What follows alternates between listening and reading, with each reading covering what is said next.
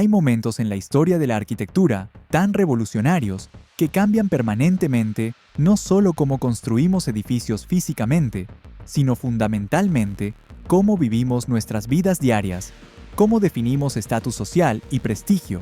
cómo organizamos ciudades enteras alrededor de nuevos conceptos radicales de vivienda y clase social, transformando completamente el tejido urbano de metrópolis modernas de maneras que aún reverberan más de 150 años después. Y uno de estos momentos absolutamente transformadores, que redefinió permanentemente la vida urbana de élite, ocurrió durante las últimas 3 décadas del siglo XIX en la ciudad de Nueva York, específicamente durante el periodo que historiadores económicos y culturales llaman la Edad Dorada estadounidense, aproximadamente desde 1870 hasta 1900, cuando una innovación arquitectónica y social extraordinaria surgió que inicialmente fue considerada absolutamente escandalosa por la élite establecida, profundamente degradante para familias respetables, completamente inaceptable para personas de clase alta que valoraban su reputación social por encima de conveniencia práctica, pero que eventualmente y gradualmente se transformó en el símbolo máximo de sofisticación urbana cosmopolita, riqueza extrema concentrada y vida de élite moderna que todos los ricos aspiraban a alcanzar y demostrar públicamente. Esta innovación revolucionaria, que transformó permanentemente ciudades estadounidenses, fue el edificio de apartamentos de lujo, torres verticales, masivas impresionantes de 8, 10, 12 pisos o más de altura estructural, donde múltiples familias extremadamente ricas vivían simultáneamente en unidades residenciales separadas pero lujosas, compartiendo la misma dirección postal prestigiosa, el mismo vestíbulo de entrada ornamentado elaboradamente, los mismos ascensores mecánicos operados por empleados uniformados, las mismas paredes exteriores decoradas arquitectónicamente, un concepto que hoy en el siglo XXI nos parece completamente normal, obvio, incluso deseable y aspiracional,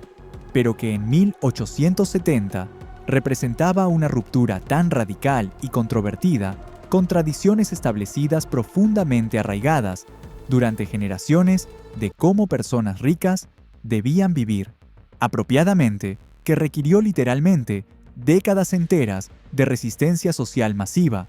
debates públicos acalorados en prensa, rechazo por familias establecidas y gradual erosión lenta de prejuicios de clase antes de ser finalmente aceptado ampliamente y luego celebrado entusiastamente como la forma más deseable y prestigiosa de vida urbana de lujo en ciudades modernas estadounidenses y eventualmente en metrópolis alrededor del mundo entero. Pero antes de sumergirnos profundamente en las historias absolutamente fascinantes de los edificios específicos icónicos que transformaron completamente la vida de élite en Nueva York y eventualmente en ciudades estadounidenses de costa a costa y en metrópolis europeas, en los arquitectos visionarios extraordinarios que los diseñaron enfrentando ridículo público inicial y rechazo brutal de clientes potenciales, en las familias millonarias atrevidas pioneras que fueron las primeras en desafiar convenciones sociales establecidas, mudándose a estos edificios controversiales, arriesgando ostracismo social, en las innovaciones tecnológicas revolucionarias específicas que hicieron posible construir y operar eficientemente estos edificios masivos complejos, en los escándalos sociales dramáticos explosivos que rodearon su construcción inicial y ocupación temprana, en las batallas legales prolongadas sobre zonificación urbana y regulaciones de construcción, en los desarrolladores empresariales que arriesgaron fortunas construyendo estos edificios especulativos y en cómo exactamente estos edificios literalmente redibujaron el mapa completo de estatus social en Manhattan, transformando completamente el paisaje social y físico de la ciudad más importante de Estados Unidos. Ayúdame a seguir creando estos documentales exhaustivos, profundamente investigados, que exploran historia arquitectónica y social con profundidad real genuina y atención meticulosa a detalles importantes verificables. Dale like a este video para que el algoritmo lo recomiende activamente a más personas genuinamente interesadas en arquitectura histórica e historia urbana. Sigue el canal para más investigaciones documentadas meticulosamente sobre arquitectura que cambió civilizaciones y transformó permanentemente cómo vivimos en ciudades modernas, y activa la campanita de notificaciones para recibir alertas inmediatas cuando publiquemos nuevos documentales exhaustivamente investigados con fuentes primarias verificables. Y dime honestamente, en los comentarios sin autocensura, porque esta pregunta revela muchísimo sobre tus propios valores personales, sobre estatus social y vivienda, sobre privacidad versus comunidad, sobre tradición versus modernidad y conveniencia. ¿Preferirías vivir en una casa unifamiliar privada pequeña, pero completamente tuya, donde no compartes absolutamente nada con vecinos y tienes control total? ¿O en un apartamento de lujo grande y lujoso, en un edificio compartido con otros residentes, donde tienes significativamente más espacio habitable y mejores comodidades modernas, pero menos privacidad absoluta y control individual? Déjame tu respuesta completamente sincera en los comentarios, porque las respuestas divergentes a esta pregunta fundamental han dividido profundamente a sociedades enteras durante 150 años completos y continúan dividiendo opiniones hoy. Nueva York en 1870 es una ciudad bulliciosa vibrante, de aproximadamente 1 millón de habitantes, creciendo explosivamente debido a inmigración masiva europea continua y migración doméstica constante desde áreas rurales estadounidenses, transformándose rápidamente de una ciudad portuaria comercial relativamente modesta en la metrópolis absolutamente más importante, más rica económicamente, más culturalmente significativa de Estados Unidos, superando dramáticamente a Filadelfia y Boston en población total absoluta, riqueza acumulada concentrada, actividad comercial diaria e influencia cultural nacional e internacional creciente. La ciudad está físicamente confinada de manera absoluta en la estrecha isla alargada de Manhattan, limitada rigurosamente por el río Hudson al oeste y el río Este al este, sin ninguna posibilidad realista de expansión horizontal significativa más allá de los límites naturales inflexibles de la isla, excepto construyendo puentes masivamente caros hacia Brooklyn, Queens y el Bronx, que no serán completados hasta las últimas décadas del siglo XIX, permitiendo eventualmente expansión suburbana. Y Manhattan enfrenta una crisis de vivienda absolutamente severa y empeorando constantemente porque el número de personas que quieren desesperadamente vivir en la isla, especialmente en las áreas más deseables socialmente de Midtown emergente y el Upper East Side, cerca de Central Park, recién completado, inaugurado en 1873, excede dramática y crecientemente el número de viviendas disponibles actualmente construidas, creando precios de bienes raíces urbanos que están aumentando a tasas que alarman incluso a observadores contemporáneos experimentados y causan crisis de asequibilidad severa para familias de clase media profesional. La forma tradicional, absolutamente establecida socialmente, en que familias estadounidenses ricas y respetables viven en 1870, es exclusivamente en casas unifamiliares privadas completamente independientes estructuralmente, típicamente casas adosadas elegantes de 3 o 4 pisos, construidas en filas continuas, uniformes a lo largo de calles residenciales, tranquilas arboladas como se ve extensivamente en vecindarios establecidos,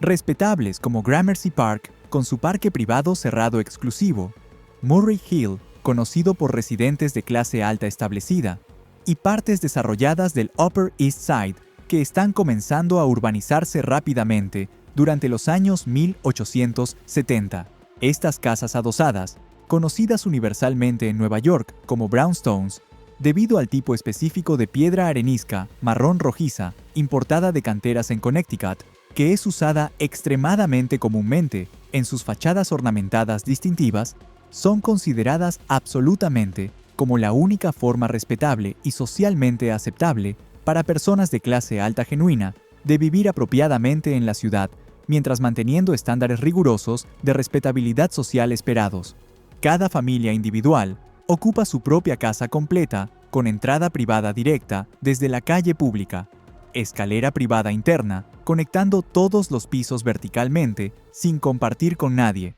personal de servicio doméstico que vive en habitaciones pequeñas, estrechas en el sótano húmedo o el ático caluroso separados de familia, y crucialmente, fundamentalmente, no comparte absolutamente nada estructural, ni paredes exteriores, ni techos, ni pisos, ni espacios comunes de ningún tipo con otras familias de su mismo nivel social equivalente. Esta separación física, completa y absoluta de otras familias es considerada absolutamente esencial para mantener privacidad apropiada, dignidad personal intacta y estatus social apropiado que personas respetables deben preservar cuidadosamente y defender vigilantemente. La idea radical, aparentemente absurda, en 1870, de que múltiples familias ricas, distinguidas, pudieran vivir simultáneamente en el mismo edificio físico, compartiendo una entrada común desde la calle, usando el mismo vestíbulo decorado, usando los mismos ascensores mecánicos diariamente, escuchando potencialmente ruidos molestos de vecinos a través de paredes compartidas relativamente delgadas, encontrándose rutinariamente y frecuentemente en pasillos comunes y ascensores estrechos, conociendo íntimamente los horarios diarios y hábitos personales de otras familias, es considerada en 1870 como fundamental y absolutamente incompatible con vida respetable apropiada de clase alta que personas distinguidas deben mantener rigurosamente. Edificios donde múltiples familias numerosas viven hacinadas en unidades separadas, pequeñas, existen extensivamente en Nueva York desde hace décadas, pero estos son universal y consistentemente considerados como vivienda exclusivamente de clase baja o clase media-baja luchando económicamente. Edificios llamados, despectivamente, tenements, que albergan principalmente a familias de inmigrantes pobres recién llegados de Europa y trabajadores no calificados. Estructuras típicamente de 5 o 6 pisos, construidas baratamente, sin ascensores mecánicos, donde literalmente docenas de familias numerosas viven apiñadas densamente en apartamentos minúsculos de 1 o 2 habitaciones, estrechas con instalaciones sanitarias primitivas, compartidas incómodamente en pasillos oscuros malolientes, condiciones de hacinamiento masivo extremo, suciedad generalizada persistente y ninguna de las comodidades básicas que personas ricas razonablemente esperan como mínimo absoluto, aceptable. La asociación mental fuerte e inmediata en la mente del público estadounidense general entre edificios de apartamentos de cualquier tipo y pobreza desesperada, hacinamiento inhumano e insalubridad peligrosa es tan extraordinariamente fuerte y tan profundamente arraigada culturalmente en psique colectiva, que la mera sugerencia aparentemente absurda de que familias ricas respetables pudieran considerar seriamente vivir en apartamentos de cualquier tipo es inicialmente tratada como completamente absurda, ridícula o incluso deliberadamente ofensiva por columnistas sociales influyentes en periódicos respetables. Pero hay un problema fundamental absolutamente irresoluble e intensificándose constantemente con el modelo establecido tradicional de casa unifamiliar en Manhattan, que se está volviendo cada vez más obvio e innegable durante los años 1860 y 70 para cualquiera prestando atención honesta a realidades económicas urbanas. El espacio horizontal disponible en las partes más deseables socialmente de Manhattan, específicamente vecindarios establecidos prestigiosos cerca de Central Park Nuevo y a lo largo de la Quinta Avenida prestigiosa, es absolutamente limitado físicamente por geografía insular y extraordinariamente caro financieramente debido a demanda excesiva superando oferta. Una familia típica de clase alta que quiere comprar una casa adosada, elegante sustancial de 5 pisos, con aproximadamente 20 habitaciones bien proporcionadas en la Quinta Avenida, directamente frente a Central Park, indiscutiblemente, la ubicación residencial más prestigiosa y deseable en toda Nueva York, y posiblemente en todo Estados Unidos, según consenso social, necesita primero comprar un lote rectangular de tierra que mide típicamente aproximadamente 6 metros de frente, estrecho por 30 metros de profundidad hacia atrás.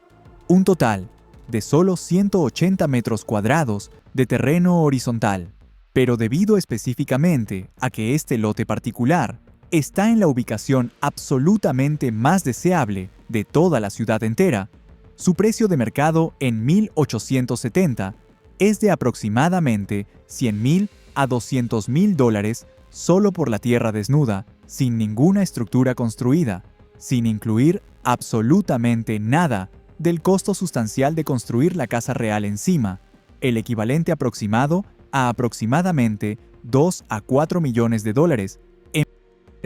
en poder adquisitivo actual ajustado cuidadosamente por inflación acumulada solo por el terreno básico, sin mejoras. Y luego, la familia necesita adicionalmente gastar otros $100,000 a $300,000 adicionales sustanciales, otros 2 a 6 millones en dinero actual equivalente, contratando arquitectos competentes experimentados y constructores calificados para diseñar y construir la casa real física de 5 pisos, con todas sus comodidades esperadas y decoración apropiada. El costo total acumulado de poseer una casa adosada, privada sustancial, en la ubicación absolutamente más deseable de Manhattan, es por lo tanto aproximadamente de $200,000 a $500,000 totales en dinero de época, aproximadamente 4 a 10 millones de dólares en equivalente de poder adquisitivo moderno ajustado.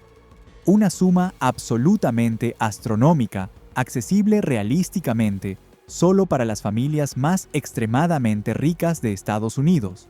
probablemente el 1% superior o incluso el 0.1% superior de distribución de riqueza nacional acumulada. Y aquí está el problema fundamental, absolutamente crítico, desde la perspectiva económica de eficiencia de uso de tierra urbana, valiosa limitada. Esa familia extremadamente rica está usando efectivamente 180 metros cuadrados completos de terreno precioso extraordinariamente valioso, en la mejor ubicación absoluta de Nueva York, para construir una casa unifamiliar, que proporciona quizás solamente 450 a 600 metros cuadrados de espacio habitable interior total,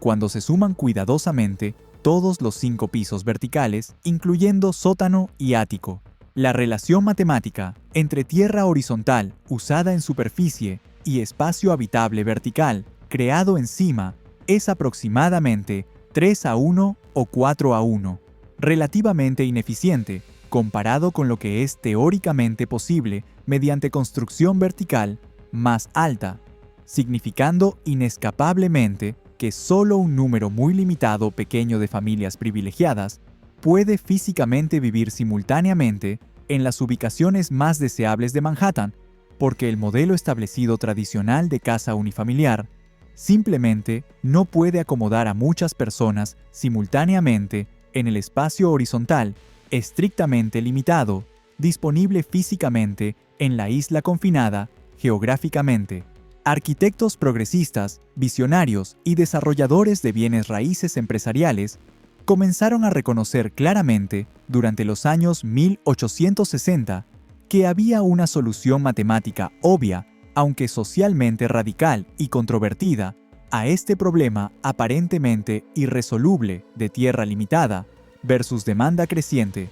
Específicamente, construir dramáticamente hacia arriba, verticalmente, en lugar de hacia afuera horizontalmente, como había sido práctica tradicional. Crear edificios revolucionarios de 10, 12, 15 pisos de altura impresionante estructural, en lugar de modestos 3 o 4 pisos tradicionales, permitiendo estratégicamente que múltiples familias numerosas ocupen efectivamente el mismo lote valioso de tierra horizontal compartido,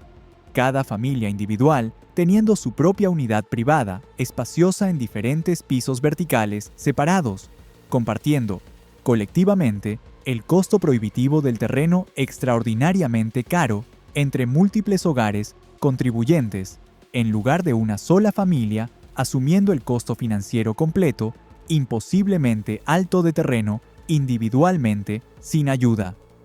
Matemáticamente, la lógica económica subyacente es absolutamente irrefutable e inescapable cuando se examina objetivamente con números reales. Si un edificio hipotético de apartamentos de exactamente 10 pisos completos se construye estratégicamente en ese mismo lote de 180 metros cuadrados en la Quinta Avenida Premium, y cada piso individual contiene inteligentemente 2 apartamentos amplios generosos de 250 metros cuadrados, cada uno diseñados confortablemente, el edificio resultante puede acomodar efectivamente a 20 familias completas en total, en lugar de una sola familia aislada, cada familia residente viviendo confortablemente en un apartamento espacioso sustancial de aproximadamente 10 habitaciones bien proporcionadas, comparables a casa tradicional, compartiendo colectivamente el costo financiero de esos $100,000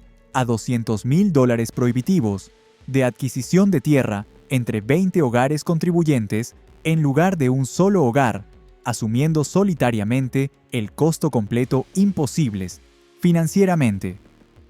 Cada familia individual paga proporcionalmente solo aproximadamente $5,000 a $10,000 razonables por su parte equitativa del terreno compartido colectivamente, más adicionalmente el costo razonable de construcción específica de su unidad individual específica,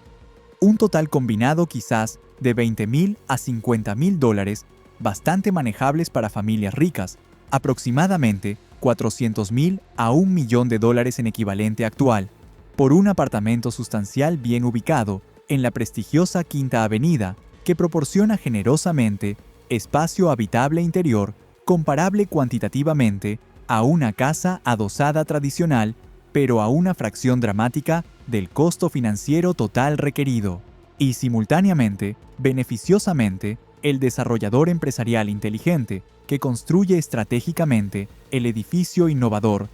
puede vender exitosamente o alquilar provechosamente 20 unidades residenciales separadas en lugar de una sola casa individual, multiplicando dramática y extraordinariamente las ganancias financieras potenciales realizables del mismo lote idéntico de tierra valiosa limitada, creando incentivo económico masivo poderoso para construir verticalmente alto en lugar de horizontalmente bajo. La lógica económica subyacente es tan matemáticamente convincente e inescapable objetivamente que es realmente solo cuestión inevitable de tiempo limitado antes de que alguien empresarial finalmente intente seriamente construir edificios de apartamentos diseñados específica y deliberadamente para familias genuinamente ricas en lugar de exclusivamente para clase trabajadora empobrecida, como había sido práctica establecida universal durante décadas, y la primera persona específica en Nueva York en realmente intentarlo seriamente y exitosamente, en concebir intelectualmente y construir físicamente lo que historiadores calificados de arquitectura ahora reconocen retrospectivamente como el primer edificio auténtico de apartamentos de lujo verdadero en Estados Unidos, diseñado intencionalmente desde el principio absoluto para familias distinguidas de clase alta en lugar de trabajadores pobres hacinados, es Rutherford Stuyvesant, un desarrollador emprendedor de bienes raíces de 35 años y miembro orgulloso de una de las familias absolutamente más antiguas, más respetadas socialmente, más establecidas históricamente de Nueva York, los Stuyvesants legendarios que habían sido prominentes continuamente en la ciudad desde el lejano período colonial holandés original en el siglo XVII, cuando Nueva York era todavía llamada Nueva Ámsterdam, bajo gobierno holandés. Su apellido distinguido, históricamente, solo le otorga inmediatamente credibilidad social automática considerable que un desarrollador empresarial de origen familiar menos distinguido o riqueza más reciente de primera generación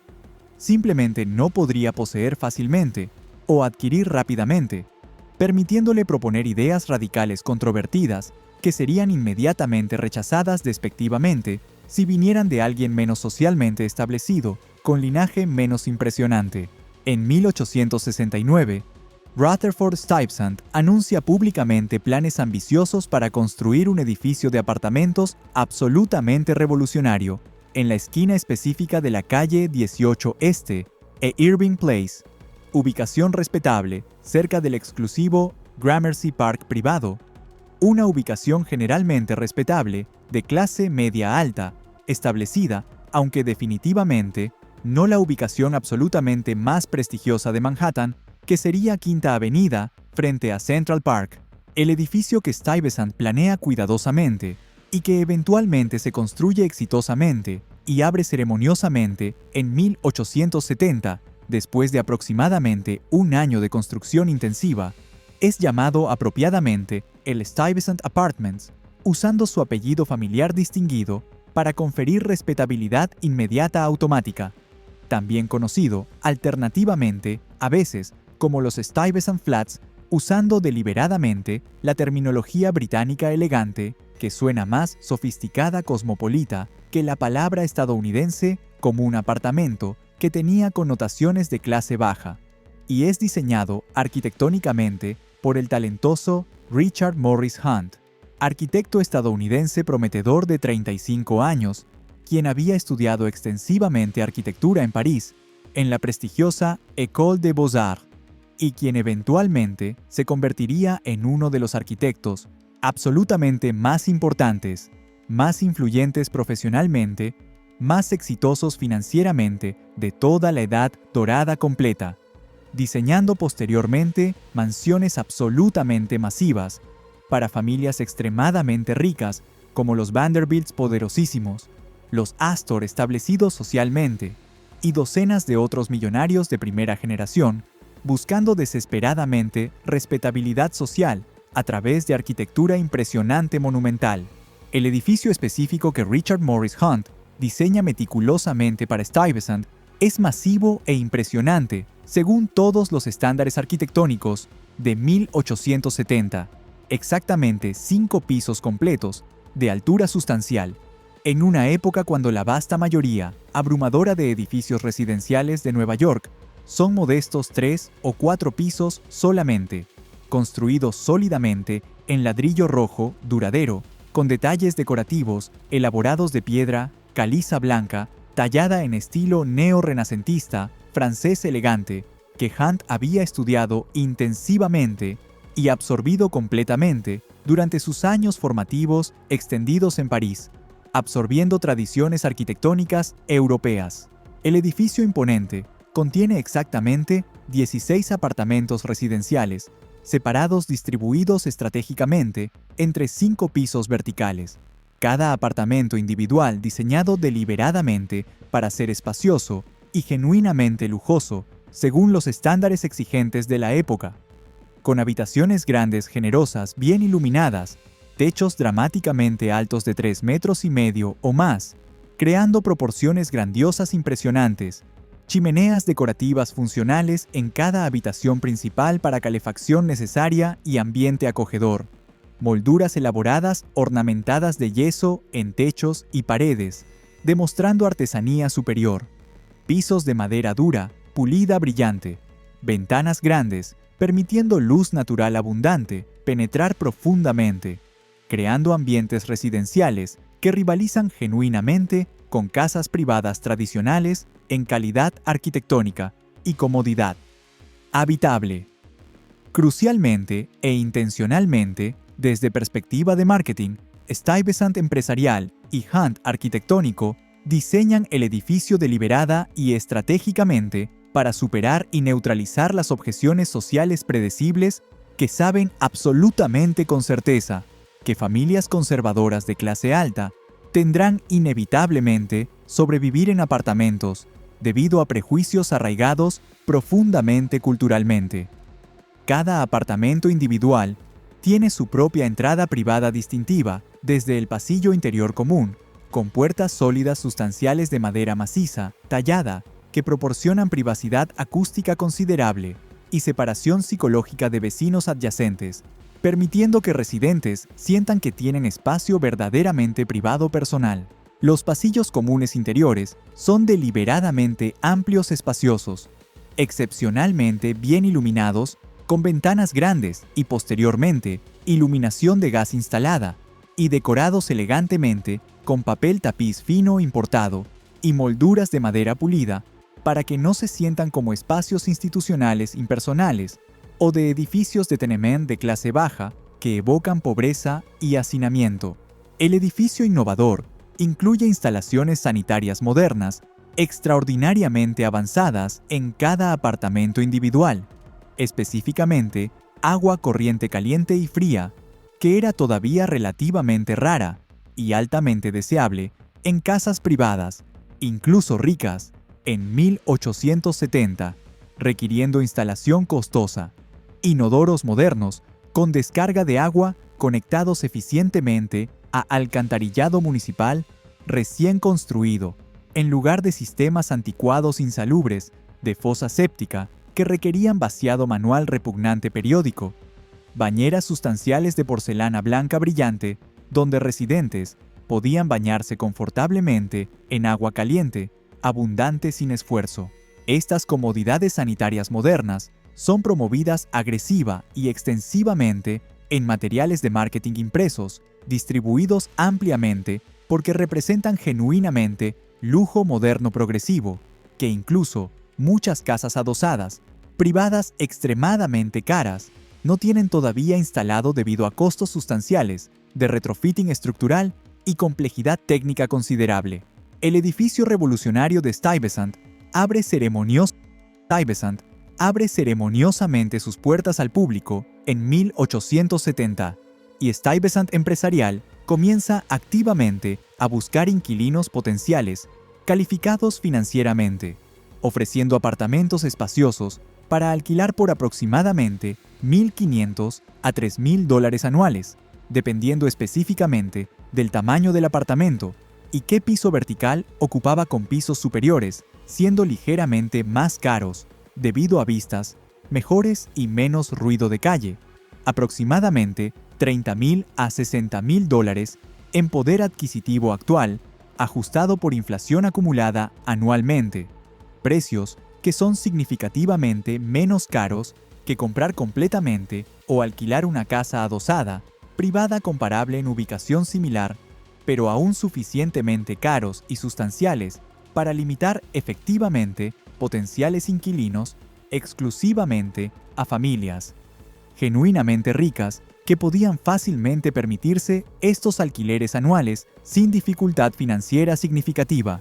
Y la reacción inicial inmediata de la élite social establecida conservadora de Nueva York es exactamente tan hostil, tan despectiva, tan completamente negativa, como Stuyvesant había temido y anticipado realísticamente, basándose en prejuicios sociales conocidos. Columnistas sociales influyentes en periódicos respetables se burlan abiertamente del concepto aparentemente absurdo, escribiendo artículos editoriales sarcásticos mordaces, sugiriendo enfáticamente que ninguna familia verdaderamente respetable, de clase alta genuina, viviría jamás voluntariamente en un edificio de apartamentos de ningún tipo, sin importar cuán supuestamente lujoso el desarrollador afirmara que era mediante publicidad, que compartir un edificio físico con otras familias incluso de mismo nivel social era fundamental e inherentemente degradante, socialmente inapropiado, moralmente cuestionable para personas de distinción social real que valoraban respetabilidad por encima de todo. Familias establecidas de vieja riqueza heredada que viven cómodamente en brownstones privados, tradicionales, en vecindarios respetables como Gramercy Park y Murray Hill, expresan horror genuino y preocupación alarmada ante la idea perturbadora de un edificio tan grande e inusualmente alto cerca de sus casas establecidas tradicionales, temiendo seriamente que atraería tipos socialmente indeseables de personas, familias de nueva riqueza, sin educación social apropiada, ni modales refinados, posiblemente incluso comerciantes exitosos o profesionales que eran ricos financieramente, pero carecían de linaje familiar apropiado distinguido. y que la presencia del edificio disminuiría inevitablemente los valores de propiedades circundantes al introducir elemento de incertidumbre social en vecindario previamente homogéneo socialmente. La palabra francesa sofisticada para edificio de apartamentos, específicamente flat, que suena elegante y continental evocando París cosmopolita, que Hunt cosmopolita y Stuyvesant estratégico usan deliberadamente en algunos materiales de marketing impresos, intentando astutamente dar al concepto controversial un aire distinguido de sofisticación parisina europea, porque apartamentos residenciales eran significativamente más socialmente aceptados y completamente normalizados en París que en Nueva York provinciana, es ridiculizada despectivamente en prensa social como pretensión absurda y transparente. Un intento obvio, manipulativo, de hacer que algo fundamental e inherentemente inaceptable socialmente parezca artificialmente elegante y respetable, mediante uso manipulativo de terminología extranjera pretenciosa que no engaña a nadie educado. Críticos sociales conservadores señalan correctamente que en París, las familias establecidas de clase alta que viven en apartamentos típicamente ocupan un piso completo entero de un edificio elegante, con entrada privada separada directamente desde la calle pública, manteniendo alguna privacidad y exclusividad. Arquitectura muy diferente del modelo estadounidense, propuesto donde múltiples apartamentos separados están ubicados en cada piso individual, y absolutamente todos los residentes, sin excepción, entran por el mismo vestíbulo, común compartido, usando misma puerta principal. Una diferencia arquitectónica y social que, según críticos conservadores, hace que el modelo estadounidense sea socialmente inaceptable e inherentemente inferior, incluso si el modelo parisino establecido pudiera ser tolerado marginalmente por estadounidenses cosmopolitas educados. Pero Stuyvesant persiste tenazmente, a pesar de críticas sociales constantes y publicidad negativa, y gradualmente, muy lentamente, durante meses, encuentra suficientes inquilinos genuinamente dispuestos a intentar experimentalmente este nuevo estilo de vida controvertido.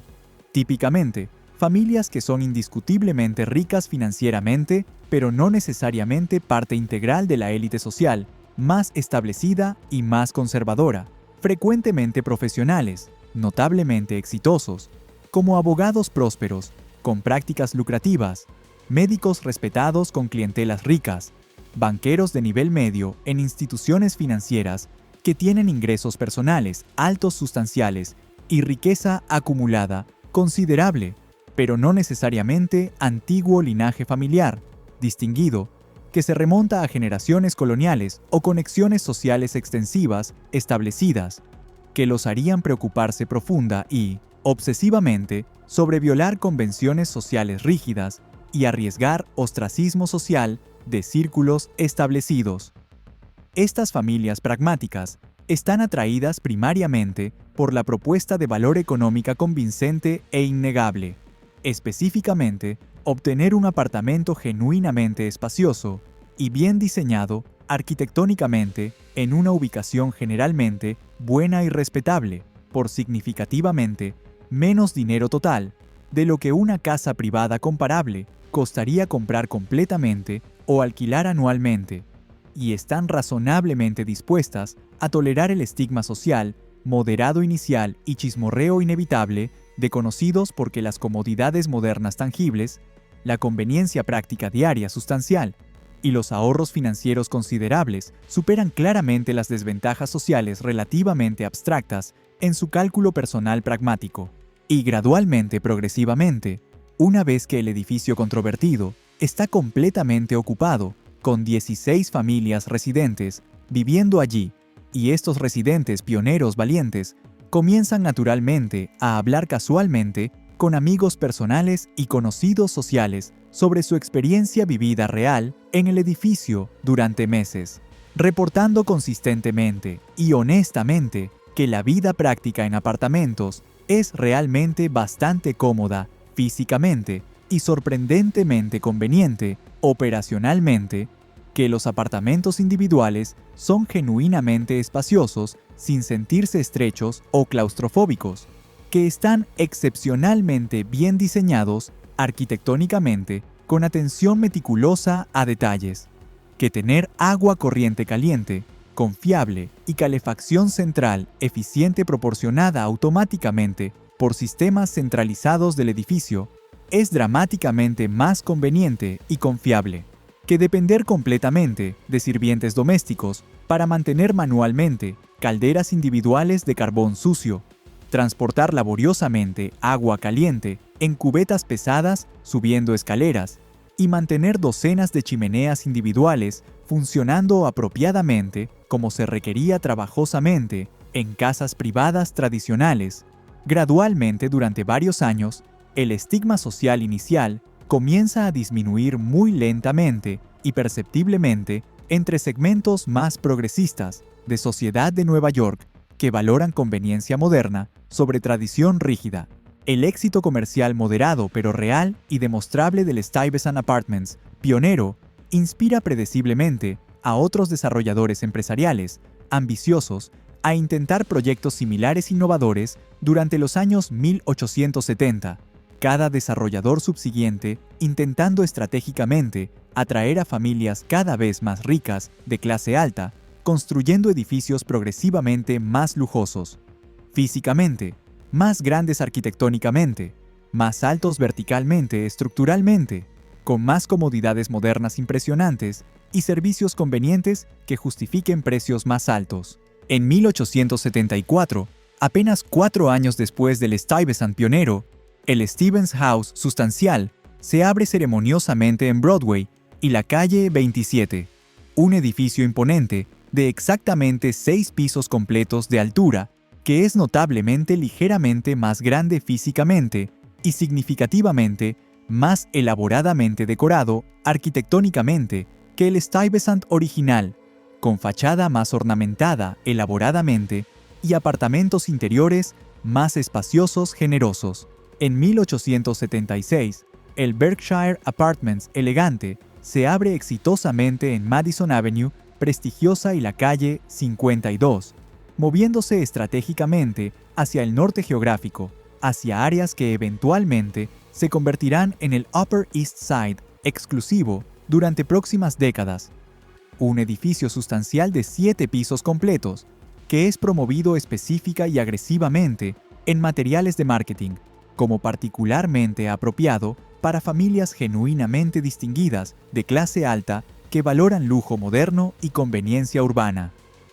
Estos edificios tempranos, pioneros de los años 1870, establecen colectivamente patrones arquitectónicos fundamentales y operacionales que definirán edificios de apartamentos de lujo durante las próximas décadas enteras en Nueva York y eventualmente en ciudades estadounidenses de costa a costa. Específicamente, vestíbulos de entrada grandes elaboradamente y elegantemente decorados, con pisos pulidos de mármol importado, costoso de Italia, y candelabros impresionantes de cristal europeo, que declaran visual e inmediatamente a cualquier visitante que este es indiscutiblemente un edificio de alto estatus social para residentes distinguidos adinerados, porteros uniformados profesionalmente entrenados que trabajan en turnos proporcionando seguridad constante 24 horas y servicio atento a residentes, haciendo que se sientan valorados y protegidos, como en hotel de lujo,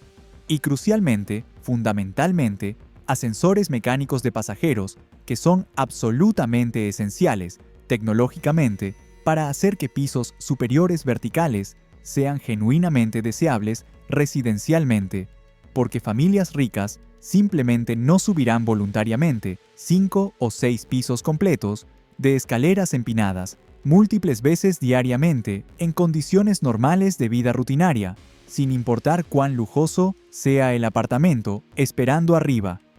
El ascensor mecánico de pasajeros es posiblemente y argumentablemente la innovación tecnológica individual más importante y más transformadora que hace posible y práctica la existencia misma de edificios de apartamentos de lujo, diseñados específicamente para familias genuinamente ricas, en lugar de exclusivamente para clase trabajadora empobrecida. Antes de que ascensores mecánicos seguros y genuinamente confiables sean desarrollados técnicamente e implementados comercialmente durante los años 1850 y 60, mediante innovaciones de múltiples inventores trabajando independientemente.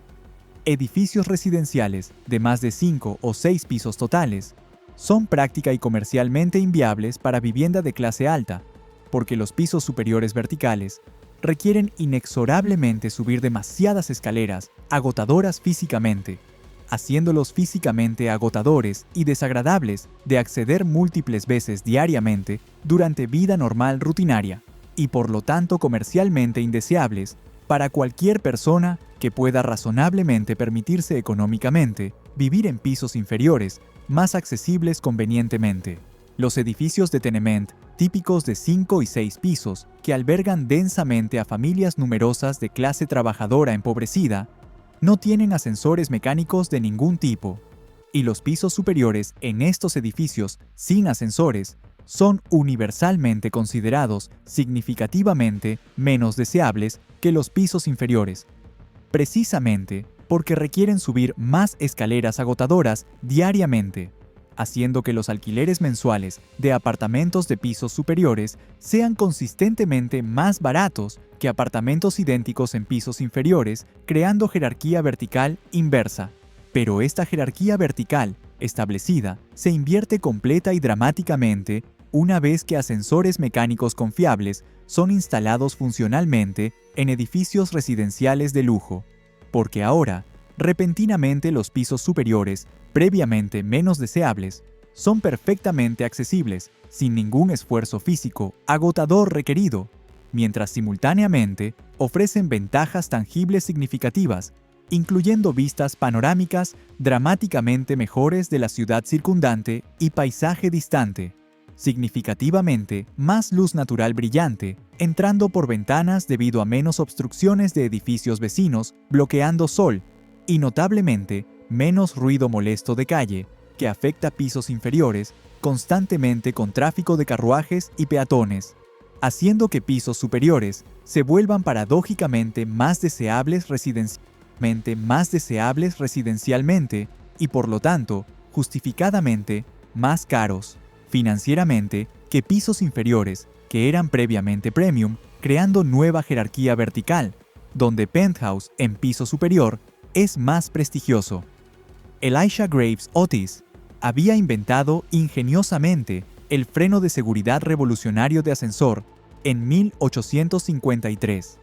un dispositivo mecánico relativamente simple, pero absolutamente crucial, que previene automáticamente que cabinas de ascensor caigan descontroladamente hacia abajo si el cable de suspensión principal se rompe inesperadamente durante operación, haciendo ascensores mecánicos suficientemente seguros consistentemente para transporte rutinario de pasajeros humanos, en lugar de exclusivamente carga industrial pesada, como había sido práctica universal previamente, cuando ascensores sin frenos de seguridad eran considerados justificadamente demasiado peligrosos para pasajeros debido a riesgo de caída mortal. Durante los años 1860, gradualmente ascensores mecánicos de pasajeros equipados con frenos de seguridad, Otis, comienzan a ser instalados cada vez más frecuentemente en edificios comerciales de oficinas y hoteles elegantes en Manhattan, y durante los años 1870 se vuelven cada vez más estándar y esperados en edificios de apartamentos nuevos diseñados específicamente para residentes ricos que demandan conveniencia moderna. Estos ascensores tempranos primitivos son operados manualmente por ascensoristas uniformados profesionalmente entrenados, que manejan personalmente controles mecánicos complejos, requiriendo habilidad, abriendo y cerrando manualmente puertas exteriores pesadas de metal y puertas interiores de cabina, preguntando cortésmente a pasajeros entrantes a qué piso específico desean ir, operando cuidadosamente palancas mecánicas que controlan precisamente movimiento hacia arriba y hacia abajo, regulando presión de vapor o flujo hidráulico, requiriendo habilidad manual considerable y experiencia acumulada para detener la cabina móvil suave y precisamente al nivel exacto de cada piso, sin sacudidas bruscas, incómodas, que asustarían pasajeros. El ascensorista uniformado se convierte rápidamente en una figura cotidiana familiar y reconfortante para residentes regulares de edificios de apartamentos, frecuentemente conociendo residentes habituales personalmente por nombre y apariencia, siendo discretamente informado sobre sus horarios diarios típicos y hábitos personales observables, proporcionando servicio personalizado atento que hace que la experiencia diaria de apartamentos se sienta psicológicamente más como vivir en un hotel de lujo con servicio de conserjería personal que en vivienda colectiva impersonal anónima que evoca imágenes de tenements de clase baja. Pero a pesar de estos edificios tempranos, moderadamente exitosos, durante años 1870, que demuestran viabilidad comercial del concepto, vivir en apartamentos permanece persistentemente algo que familias de la más alta élite social, absolutamente establecida, generalmente todavía no hacen voluntariamente, preferentemente, todavía ampliamente considerado socialmente como ligeramente, pero perceptiblemente, inferior a poseer completamente una casa privada independiente tradicional con entrada propia, marginalmente aceptable quizás para familias que son indiscutiblemente ricas financieramente, pero que no están entre las absolutamente más ricas socialmente, o alternativamente para personas cosmopolitas progresistas que están conscientemente dispuestas a priorizar deliberadamente conveniencia moderna práctica y economía financiera razonable sobre estatus social tradicional absoluto, máximo que casa privada confería. El edificio específico singular que finalmente rompe completa y permanentemente esta barrera social persistente remanente, que hace vivir en apartamentos no solo socialmente aceptable, marginalmente, sino genuina y entusiastamente deseable, incluso para las familias más ricas y más socialmente prominentes, establecidas de toda Nueva York sin excepción, que establece permanentemente el estándar arquitectónico y operacional de lujo supremo en apartamentos que definirá construcción residencial de lujo durante las siguientes décadas enteras, transformando permanentemente Upper West Side. Es el legendario Dakota, posiblemente el edificio de apartamentos individual más famoso, internacionalmente, jamás construido en cualquier lugar de Estados Unidos. Ciertamente, el más icónico, arquitectónicamente y culturalmente significativo, de toda la Edad Dorada, completa americana, y el edificio singular que transformó permanente e irreversiblemente como la élite estadounidense más rica, vive en ciudades modernas estadounidenses, estableciendo nuevo paradigma urbano. El Dakota es concebido intelectualmente y construido físicamente por Edward Clark, empresario extremadamente exitoso de 60 años, quien hizo su fortuna masiva como socio principal en Singer Sewing Machine Company, compañía que revolucionó industria de máquinas de coser durante mediados del siglo XIX, transformándola de artículo de lujo costoso en producto asequible masivo. Para 1880,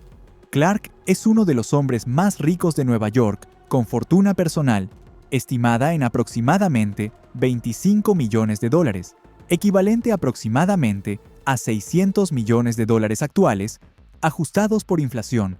riqueza que le permite emprender proyectos de vanidad masivos sin preocuparse excesivamente por retorno inmediato de inversión, permitiéndole construir edificio extraordinario. Él posee lote grande de tierra en área, entonces considerada remota y poco desarrollada del Upper West Side, en esquina de Avenida Central Park Oeste, en calle 72, directamente frente al lado oeste de Central Park, que había sido completado solo recientemente durante años 1860 y 70, transformando área pantanosa en parque público. Esta ubicación, en 1880, está considerablemente al norte geográfico de donde mayoría de familias ricas viven. Mayor parte del desarrollo de clase alta de Manhattan todavía concentrado debajo de calle 59, y Upper West Side es mayormente vacío, con casas aisladas mezcladas con terrenos vacantes, granjas pequeñas, algunas fábricas, ciertamente no dirección de moda prestigiosa. Amigos y conocidos de Clark supuestamente se burlan de su plan de construir edificio de apartamentos de lujo en ubicación tan remota alejada, sugiriendo sarcásticamente que está tan lejos de civilización urbana que podría estar en territorio de Dakota. De ahí el nombre Dakota, que Clark supuestamente abraza deliberadamente como broma interna, colocando incluso cabeza de nativo americano tallada decorativamente en entrada del edificio como referencia humorística a lo remota que era ubicación según perspectiva de Nueva York de 1880. Pero Clark ve potencial a largo plazo claramente, razonando correctamente que Manhattan debe expandirse hacia norte, eventualmente, porque simplemente no hay espacio físico para crecer en otra dirección, debido a limitaciones geográficas, que ubicación directamente en Central Park West será eventualmente extremadamente deseable, una vez que área se desarrolle urbanamente, y que construyendo edificio de apartamentos más lujoso e impresionante que Nueva York jamás haya visto estableciendo nuevo estándar, puede anclar desarrollo futuro del Upper West Side, mientras simultáneamente creando activo de bienes raíces que valdrá fortunas a largo plazo. Clark contrata al arquitecto Henry Janeway Hardenberg, quien tenía solo 33 años en 1880, pero ya había diseñado varios edificios exitosos en Nueva York y se convertiría eventualmente en uno de los arquitectos más importantes de Edad Dorada, diseñando también Plaza Hotel icónico, edificio original del Waldorf Astoria legendario, y docenas de otros edificios prominentes que definieron arquitectura de lujo de Nueva York. Hardenberg diseña Dakota en estilo, que es inmediata y dramáticamente diferente de cualquier edificio de apartamentos previamente construido en Nueva York, creando lo que esencialmente es castillo renacentista alemán trasplantado a Manhattan y ampliado monumentalmente. Edificio masivo de 8 pisos completos con fachada elaborada de ladrillo amarillo pálido y arenisca importada, torres decorativas, buhardillas, balaustradas ornamentadas, balcones de hierro forjado elaborado y ornamentación tan elaborada detallada que edificio parece más palacio europeo histórico que vivienda urbana estadounidense moderna. El edificio forma cuadrado alrededor de patio interior grande, diseño derivado de palacios europeos que proporciona luz natural abundante y ventilación a todos apartamentos, mientras crea sensación de privacidad y exclusividad, porque patio está cerrado del ruido y actividad caótica de calles circundantes urbanas, creando oasis tranquilo interior. La escala física del Dakota es verdaderamente asombrosa monumental para 1880. El edificio contiene 65 apartamentos totales, aunque el número ha variado durante renovaciones, variando dramáticamente desde unidades relativamente modestas de 4 habitaciones hasta apartamentos masivos de 20 habitaciones que ocupan pisos enteros completos, con apartamento más grande conteniendo aproximadamente 900 metros cuadrados de espacio habitable, más áreas de servicio adicionales para personal doméstico. Los apartamentos más grandes en Dakota son literalmente más grandes que mayoría de casas unifamiliares, privadas de familias ricas, proporcionando todo el espacio que familias de clase alta esperan pero en formato vertical en lugar de horizontal distribución.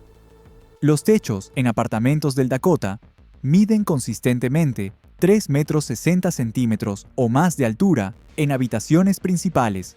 creando proporciones de habitación que se sienten grandiosas y apropiadas para entretenimiento formal de escala que élite social requería. Las habitaciones son conectadas por puertas de bolsillo, dobles de madera maciza, tallada, que pueden deslizarse suavemente en paredes, para crear espacios de entretenimiento continuos, expansivos, o cerrarse completamente, para crear habitaciones privadas, separadas, íntimas, proporcionando flexibilidad arquitectónica que casas privadas tradicionales no podían igualar fácilmente con paredes fijas permanentes. Cada apartamento importante en Dakota incluye múltiples chimeneas elaboradas, típicamente 5 a 10, dependiendo de tamaño total del apartamento, cada una con mantos de mármol tallado, único importado de Europa específicamente, permitiendo que habitaciones individuales sean calentadas de manera tradicional, aunque edificio también incluye sistema de calefacción central de vapor, como respaldo moderno durante frío extremo invernal. Los pisos son madera dura de roble o caoba pulida, con diseños de incrustación elaborados en habitaciones principales formales, creando superficies hermosas que declaran lujo inmediatamente al entrar, impresionando visitantes. Las paredes en apartamentos de lujo están cubiertas con papel tapiz de seda, importado costoso, o paneles de madera maciza, tallada dependiendo del gusto específico del ocupante, permitiendo personalización, con molduras de yeso ornamentadas en techos, que son obras de arte en sí mismas, creadas por artesanos, diseños de hojas de acanto clásicas, guirnaldas de flores, medallones centrales alrededor de monturas de candelabros, todo creado por artesanos italianos que Clark importa específicamente para este proyecto, decidido a hacerlo perfecto sin importar costo. Las instalaciones sanitarias del Dakota son revolucionarias para 1880, estableciendo nuevo estándar que edificios posteriores intentarían igualar sin éxito durante años. Cada apartamento importante contiene 2 a 4 baños completos, dependiendo de su tamaño total. Número asombroso, cuando mayoría de casas privadas ricas tenían quizás 1 o 2 baños compartidos entre toda familia y servicio doméstico.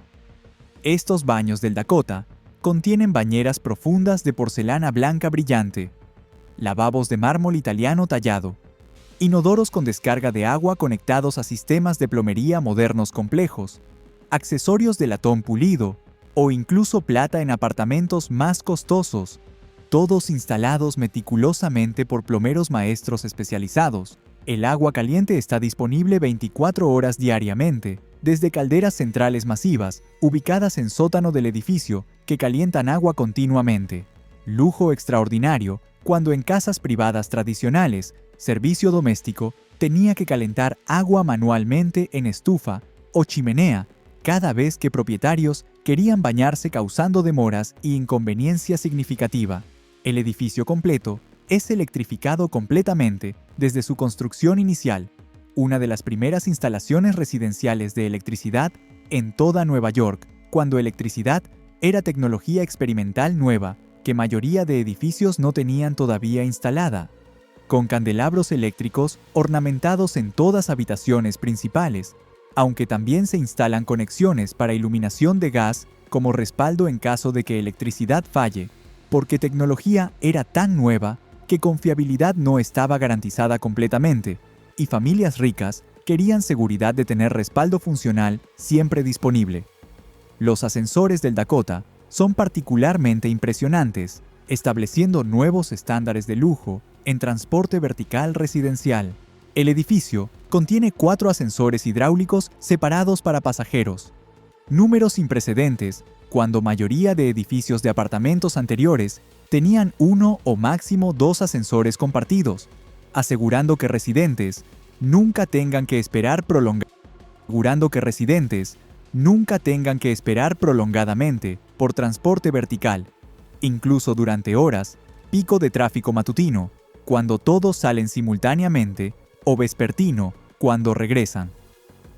Las cabinas de ascensor mismas son obras de arte en caoba, pulida brillante, con espejos biselados, asientos acolchados, tapizados para pasajeros que prefieren sentarse durante ascenso, iluminación eléctrica brillante, creando ambiente acogedor, en lugar de oscuridad claustrofóbica de ascensores primitivos anteriores. Cada ascensor es operado por ascensorista uniformado, profesionalmente entrenado, que conoce personalmente a todos residentes del edificio por nombre y rostro, proporcionando servicio personalizado discreto que hace que residentes se sientan valorados individualmente en lugar de ser números anónimos en edificio grande e impersonal. Adicionalmente, y crucialmente importante, para mantener separación de clases sociales, que era considerada esencial por residentes ricos, el Dakota incluye ascensor de servicio completamente separado, usado exclusivamente por empleados domésticos, personal de mantenimiento, entregadores de provisiones y otros trabajadores. asegurando que servicio doméstico sea literalmente invisible para residentes ricos, que podían así mantener ilusión de que apartamentos se limpiaban mágicamente. Comidas aparecían milagrosamente. Ropa era lavada invisiblemente, sin tener que ver realmente a trabajadores realizando estas tareas básicas. Esta segregación arquitectónica de clases sociales mediante escaleras separadas, pasillos de servicios separados y ascensores separados se convertiría en característica estándar de todos edificios de apartamentos de lujo subsiguientes durante próximas décadas, preservando jerarquías sociales rígidas dentro de arquitectura del edificio mismo.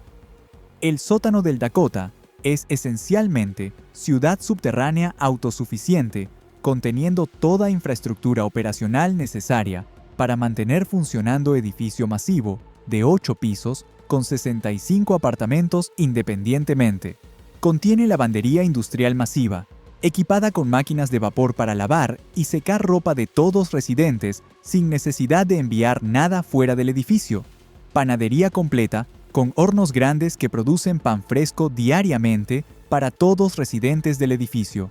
Bóvedas de almacenamiento privadas donde cada apartamento puede guardar vinos, alimentos no perecederos, baúles de viaje estacionalmente, muebles extra que no están usando actualmente, talleres de carpintería y pintura, donde personal de mantenimiento puede hacer reparaciones menores inmediatamente sin necesidad de contratar trabajadores externos. Cuartos de calderas enormes conteniendo múltiples calderas de vapor que proporcionan calefacción a edificio completo durante invierno brutal de Nueva York y agua caliente constante, año redondo. Salas de máquinas conteniendo bombas hidráulicas masivas que operan los cuatros, ascensores de pasajeros, elevando y bajando constantemente cabinas, apartamentos residenciales completos para superintendente del edificio y personal clave que viven permanentemente en sitio para responder inmediatamente a emergencias en cualquier momento, día o noche sin demora, de tener que viajar desde ubicaciones externas. El techo del edificio también contiene instalaciones importantes, incluyendo área de lavandería adicional para secar ropa al aire libre bajo sol, aprovechando luz natural y brisas, jardines de azotea, donde residentes pueden cultivar flores ornamentales, o hierbas culinarias disfrutando vistas panorámicas espectaculares de Central Park hacia este y río Hudson hacia oeste, y apartamentos para servicio doméstico en 8º piso donde niñeras, cocineras personales, doncellas y mayordomos que trabajaban para familias específicas vivían permanentemente, estando disponibles constantemente 24 horas para atender necesidades de empleadores sin tener que viajar diariamente desde residencias separadas externas. La construcción del Dakota comienza ceremoniosamente en octubre de 1880, en presencia de dignatarios locales, y continúa intensivamente durante exactamente 3 años completos, hasta octubre de 1883, cuando edificio es finalmente completado totalmente según especificaciones arquitectónicas originales de Hardenberg. El costo final total de construcción alcanza aproximadamente $2 millones en dinero de época, suma absolutamente astronómica, equivalente aproximadamente a $50 millones actuales, ajustados por inflación, haciendo Dakota uno de los proyectos de construcción residencial más caros jamás emprendidos en Estados Unidos hasta esa fecha histórica. Trágicamente, Edward Clark, quien concibió y financió proyecto, muere en octubre de 1882, exactamente un año antes de que edificio sea completado,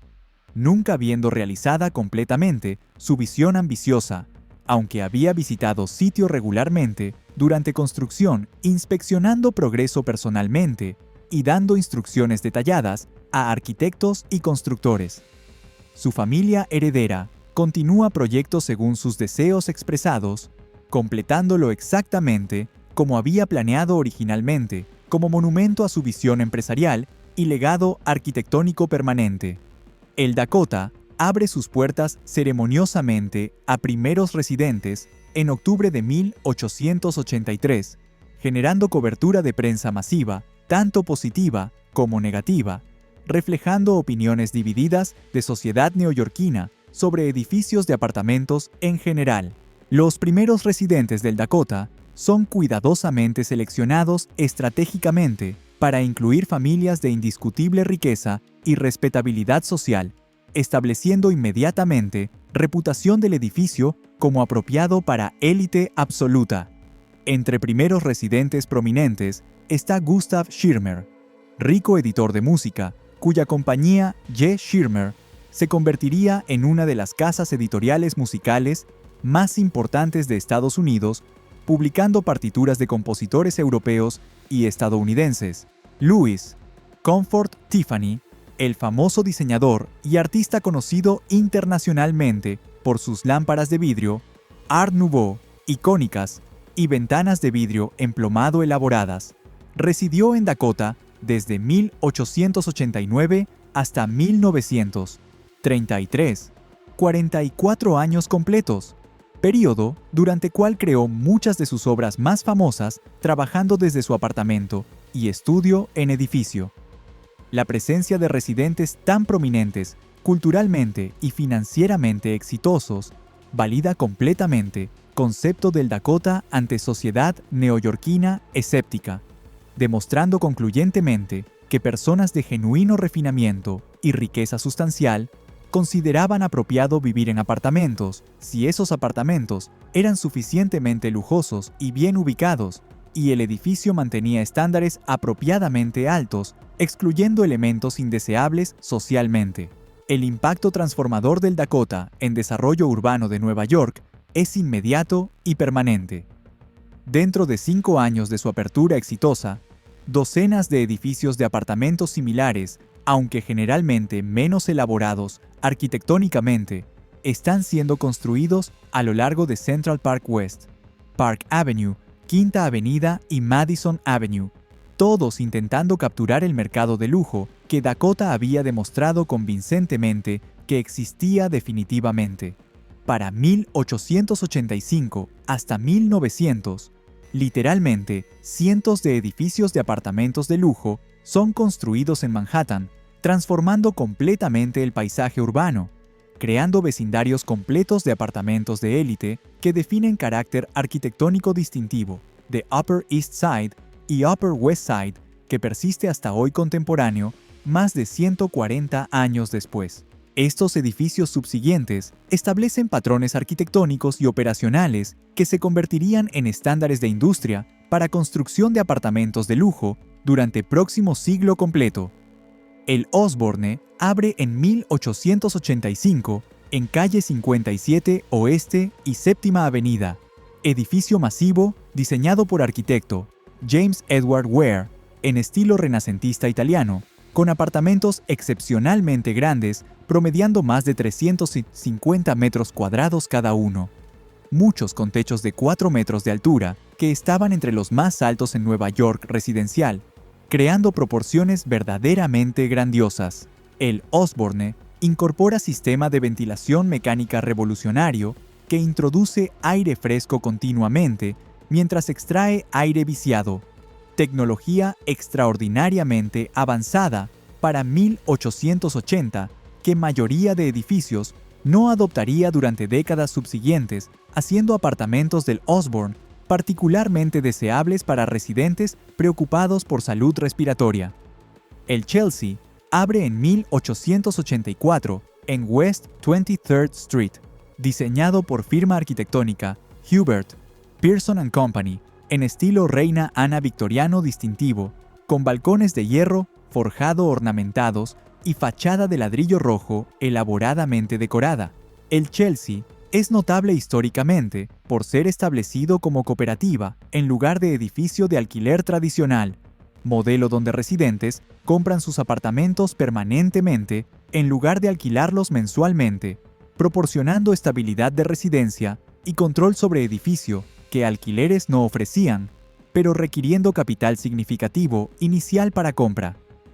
El Chelsea rápidamente desarrolla reputación como hogar de artistas, escritores, músicos y otros creativos bohemios atraídos por sus apartamentos espaciosos, techos altos apropiados para estudios artísticos, atmósfera creativa tolerante y ubicación conveniente en vecindario artístico emergente de Chelsea. Residentes famosos del Chelsea incluyen Mark Twain, quien vivió allí en 1889, trabajando en sus últimas novelas, y posteriormente, durante siglo XX, Arthur Miller, el dramaturgo, Dylan Thomas, el poeta galés, quien murió trágicamente allí en 1953, después de beber excesivamente, y docenas de otros artistas, escritores y músicos importantes que encontraron en Chelsea ambiente creativo estimulante y apartamentos asequibles comparativamente.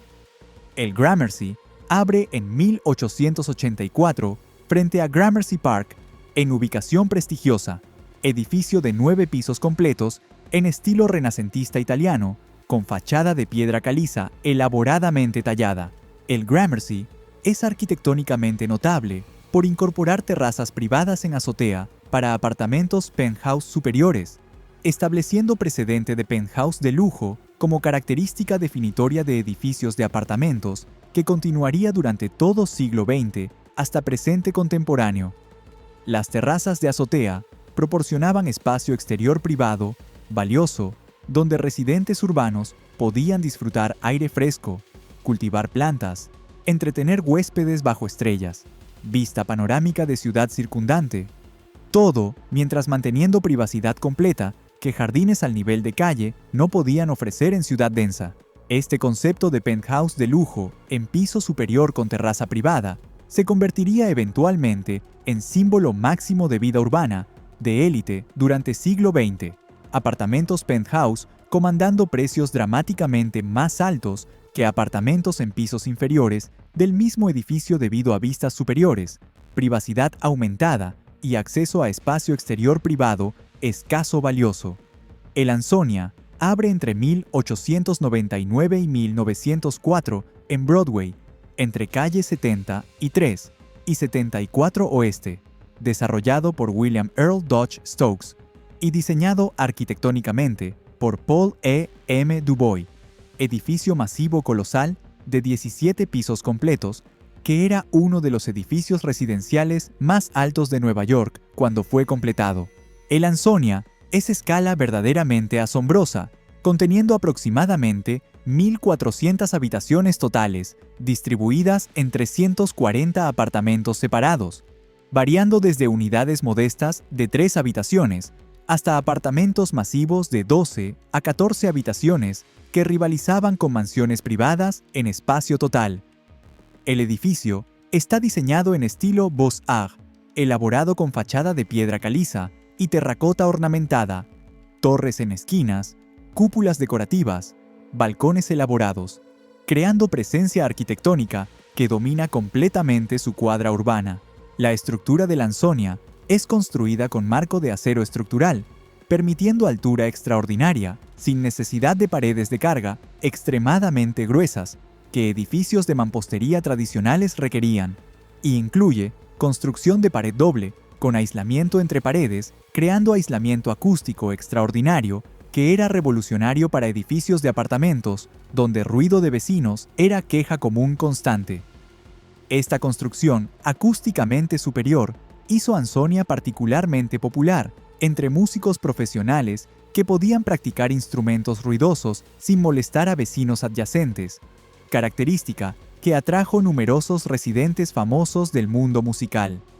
Las comodidades de la Ansonia establecieron nuevos estándares extraordinarios de lujo que parecían casi fantásticos para observadores contemporáneos. Los baños de la Ansonia incluían no solo bañeras estándar, sino bañeras con bordes anchos de porcelana para sentarse cómodamente,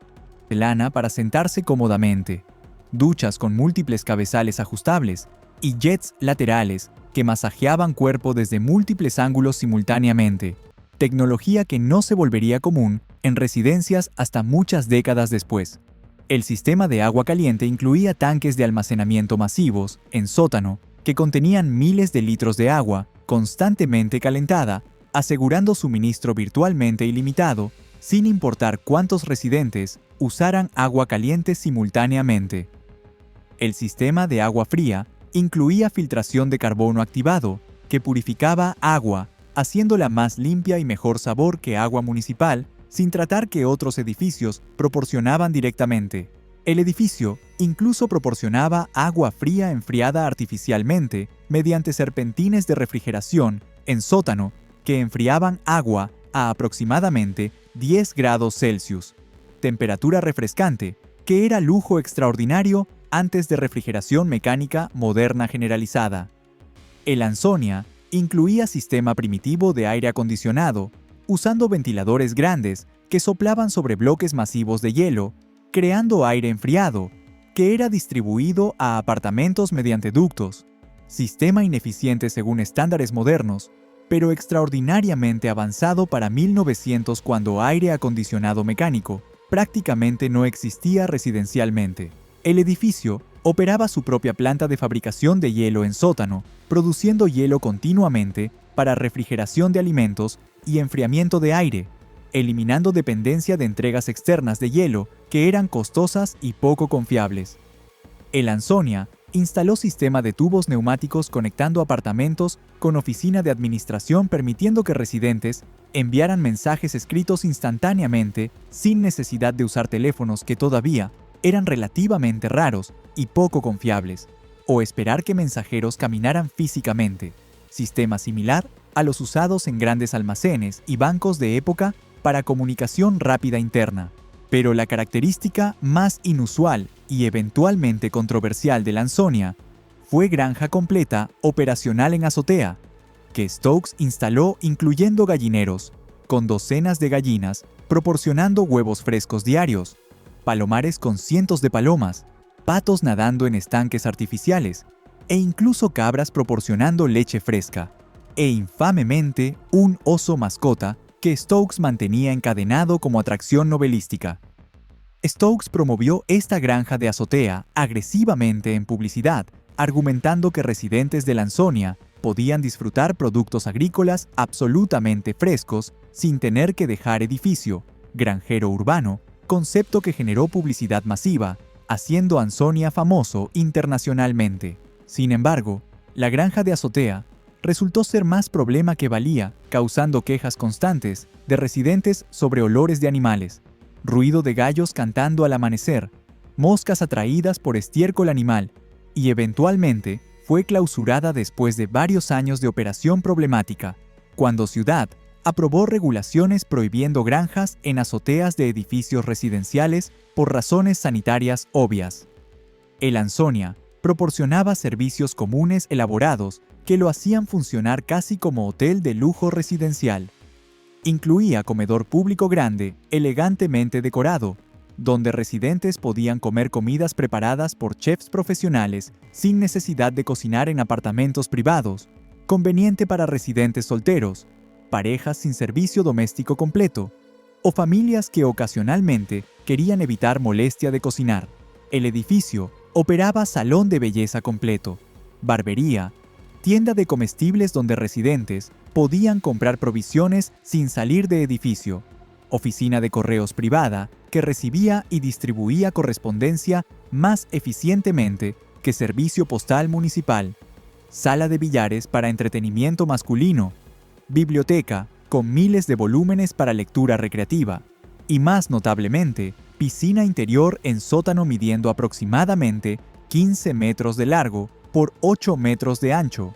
una de las primeras piscinas residenciales privadas en toda Nueva York, cuando natación recreativa estaba apenas comenzando a ser popular entre clases altas. El Ansonia también incluía gimnasio equipado con pesas, equipos de calistenia, máquinas de ejercicio primitivas para residentes interesados en cultura física emergente, de ejercicio sistemático para salud que estaba comenzando a ganar popularidad durante primeros años del siglo XX, aunque mayoría de estadounidenses todavía consideraban ejercicio deliberado como actividad excéntrica innecesaria.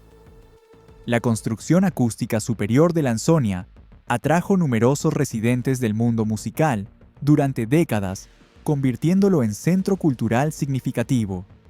Enrico Caruso, el legendario tenor de ópera italiano, vivió allí durante años cuando actuaba regularmente en Metropolitan Opera cercana, usando su apartamento espacioso para practicar arias operáticas sin restricción. Igor Stravinsky, el compositor revolucionario ruso, residió en Ansonia durante sus visitas a Nueva York, trabajando en composiciones mientras vivía allí. Arturo Toscanini, el director de orquesta italiano, considerado uno de mejores directores del siglo XX, vivió en Ansonia durante sus años, dirigiendo New York Philharmonic y Metropolitan Opera. Lily Pons, la soprano francesa famosa por interpretaciones de roles de coloratura, vivió allí durante su carrera en Metropolitan Opera.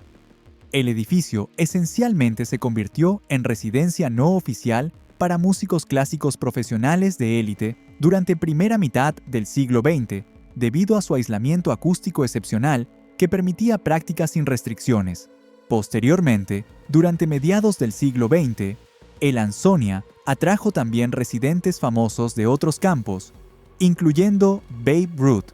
el legendario jugador de béisbol, quien vivió allí durante parte de su carrera con New York Yankees, Theodore Dreiser, el novelista estadounidense importante, quien escribió parte de sus obras mientras residía allí,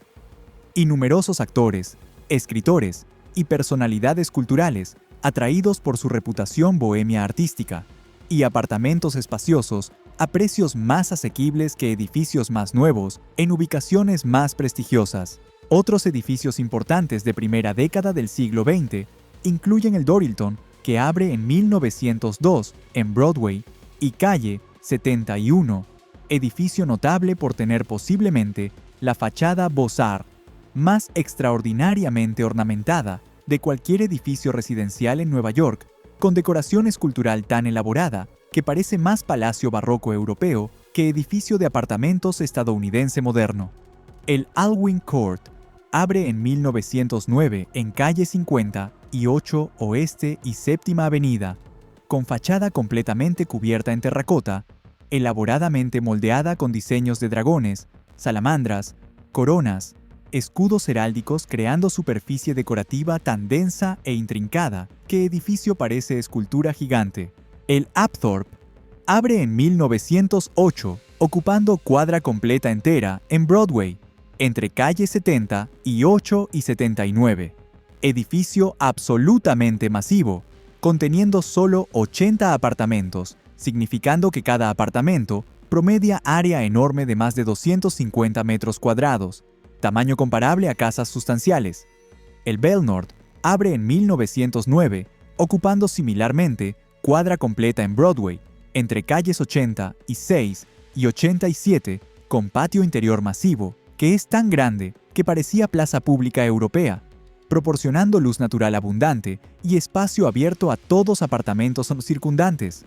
Para 1910, la transformación es completa y permanente. El censo de 1910 muestra que mayoría de familias más ricas de Manhattan ahora viven en apartamentos en lugar de casas privadas, inversión completa de situación de apenas 40 años antes, cuando virtualmente ninguna familia rica consideraría apartamentos.